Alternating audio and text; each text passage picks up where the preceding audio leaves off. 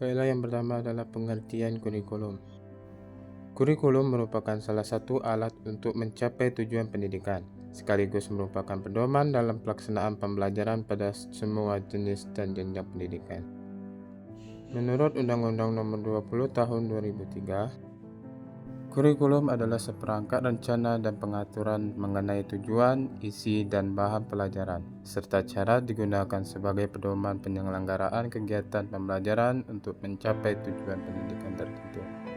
Tujuan tersebut meliputi tujuan pendidikan nasional, kesesuaian dengan kekhasan, kondisi, dan potensi.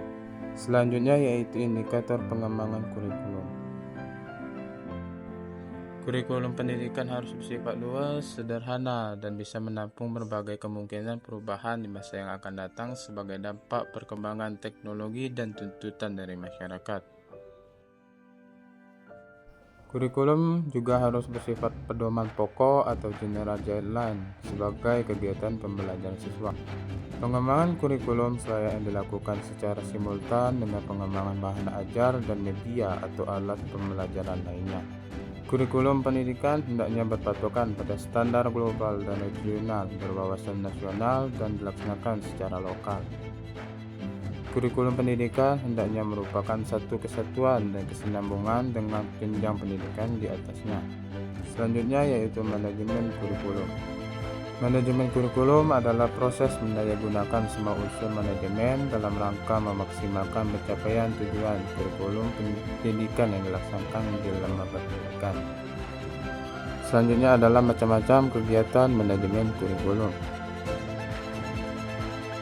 Pertama adalah tahap perencanaan yang dibagi menjadi 4 dasar, yaitu analisis kebutuhan, merumuskan dan menjawab pertanyaan filosofi, menentukan desain kurikulum, dan membuat rencana induk pengembangan, pelaksanaan, dan penilaian.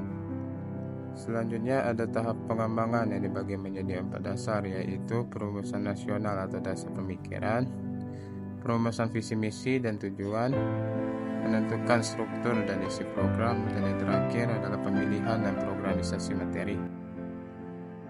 Yang ketiga adalah tahap-tahap implementasi. Yang pertama penyusunan rencana pembelajaran, penjabaran materi,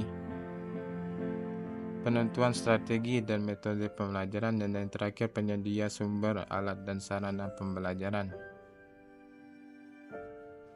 Yang terakhir adalah tahap penilaian. Untuk melihat sejauh mana kekuatan dan kelemahan dari kurikulum yang dikembangkan, baik bentuk penilaian formatif maupun sumatif, melalui penilaian kurikulum dapat mencakup konteks, input, dan proses.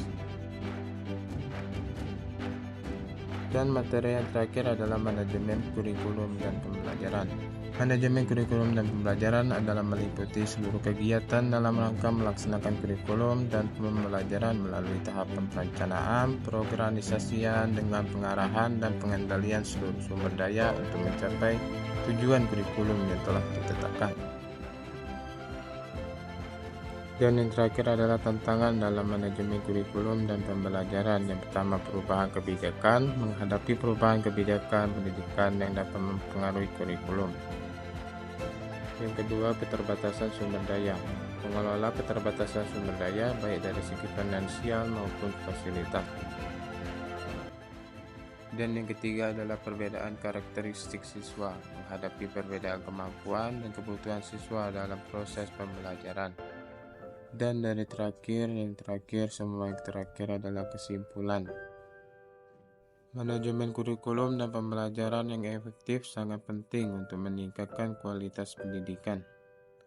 Dengan perencanaan yang baik, pelaksanaan yang tepat, dan evaluasi berkelanjutan, lembaga pendidikan dapat menciptakan lingkungan belajar yang mendukung perkembangan siswa secara optimal.